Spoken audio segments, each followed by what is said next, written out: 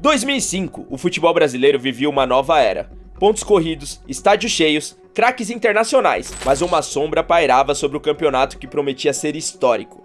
Um escândalo sem precedente, que manchou a disputa e mudou o rumo do título. Uma história que 20 anos depois ainda divide torcidas, gera debates e revela bastidores chocantes. E uma polêmica que até hoje deixa a marca nos torcedores de Corinthians e Internacional. Mas antes de falar do jogo que parou o país, precisamos voltar ao momento em que tudo estourou. Sejam todos bem-vindos, eu sou o Irã Boscarato e você está no 90 mais acréscimos.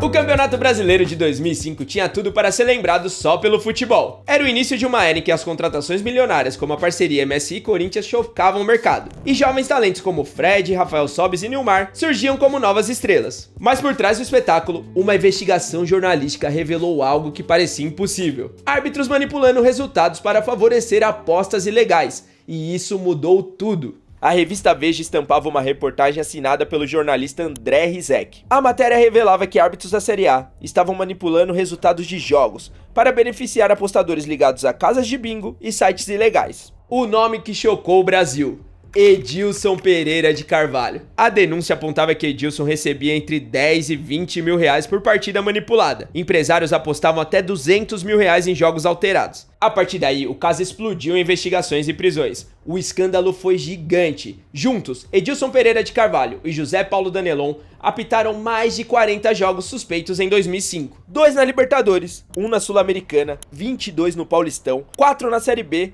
e 11 na Série A do Brasileirão. O STJD, liderado por Luiz Sveiter, decidiu anular apenas os jogos da Série A, alegando que as outras competições já estavam em andamento ou concluídas. Mas o promotor José Reinaldo Carneiro foi direto. Abre aspas. Todos os jogos que esses caras apitaram em 2005 estão contaminados. Fecha aspas. No fim, 11 jogos da Série A foram anulados e refeitos. Mudou completamente o campeonato. Isso nunca tinha acontecido no futebol brasileiro. E claro, as consequências foram gigantescas. Alguns clubes foram prejudicados e outros foram favorecidos. Entre eles, o Corinthians. O Corinthians, que havia perdido 2 desses jogos, conseguiu 4 pontos a mais, ao vencer o Santos e empatar com o São Paulo nas partidas refeitas. O clássico entre Corinthians e Santos foi um dos mais marcantes dessa reedição de partidas. O jogo, que inicialmente havia terminado em 4-2 para o Santos, precisou ser repetido.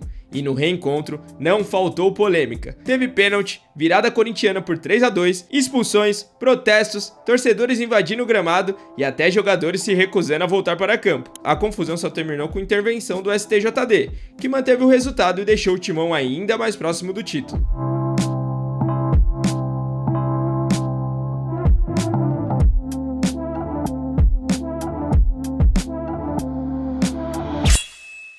O Internacional, que liderava, caiu para segundo. Mas o escândalo não para por aí. A anulação dos jogos gerou revolta, e os torcedores colorados até hoje falam que o título legítimo era do Internacional naquele ano. Para muitos, aquele campeonato ficou com um asterisco ao lado.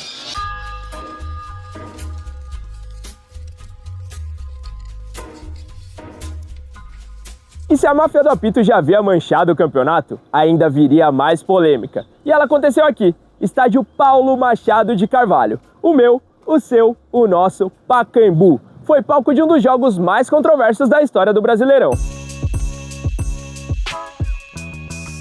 20 de novembro de 2005, Corinthians Internacional. Jogo que não tinha nada a ver com a máfia do apito, mas se tornou símbolo de toda a controvérsia daquele ano.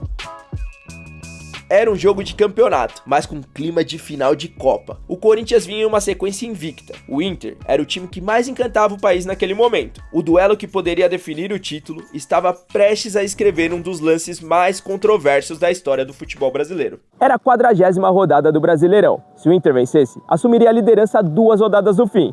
E o Corinthians estava embalado, com Tevez, Nilmar e a grana da MSI, precisando manter a vantagem. O primeiro tempo foi equilibrado, mas Tevez abriu o placar aos 37 minutos. O Inter voltou com tudo, empatou com Rafael Sobis, mas aos 28 do segundo tempo, um lance mudou tudo.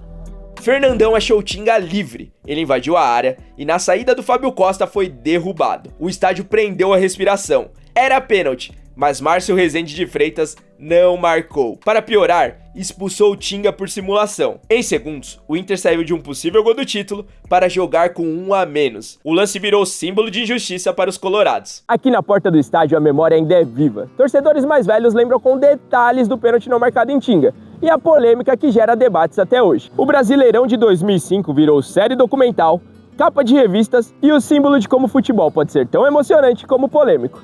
A decisão do árbitro mudou o campeonato. O Corinthians segurou o empate, manteve a liderança e 2 rodadas depois comemorou o título. Era a consagração de Tevez, eleito o melhor jogador do campeonato e da parceria milionária com a MSI. O título de 2005 também foi marcado por tensão nos tribunais. Na rodada final, mesmo perdendo para o Goiás, o Corinthians garantiu matematicamente a taça, porque o Internacional tropeçou em casa contra o Curitiba. Mas uma liminar da Justiça Gaúcha, concedida no mesmo dia, colocou tudo em xeque. Ela anulava a decisão do STJD de repetir os 11 jogos, o que, na prática, tiraria pontos do Corinthians e daria a taça ao Inter. Os torcedores foram às ruas para comemorar, mesmo que o campeão oficial e atual seja o Corinthians. No entanto, a medida caiu pouco depois e o Timão confirmou oficialmente o título, mesmo com toda a polêmica jurídica. Para os gaúchos, ficou a sensação que o título havia sido tirado deles dentro e fora de campo. O árbitro daquela partida, Márcio Rezende de Freitas, já admitiu recentemente em um documentário.